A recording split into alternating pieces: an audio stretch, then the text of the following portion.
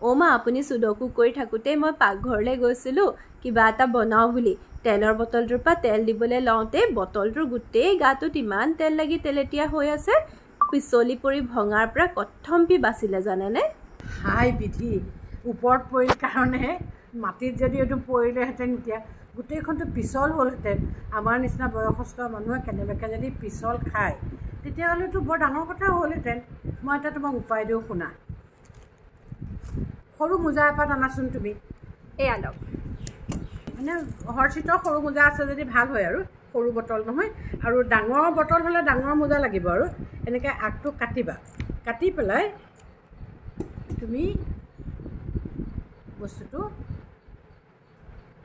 ডাঙৰ বটলত আকৌ ডাঙৰ মোজা লাগিব দেই সৰু মোজাই নহ'বগৈ এনেকৈ সুমুৱাই দিলা বস্তুটো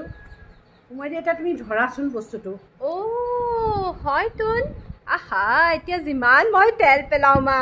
নপৰে বটলটো ভঙাৰ একো চান্সেই নাই মোজাটো একো নাই ধুই মেলি লোৱাৰ পিছত আমি ব্যৱহাৰ কৰিব পাৰোঁ নতুন মোজা এযোৰ ল'লেও হ'ল একো ডাঙৰ বেছি বস্তু কষ্টলি নহয় নহয় এইবোৰ বস্তু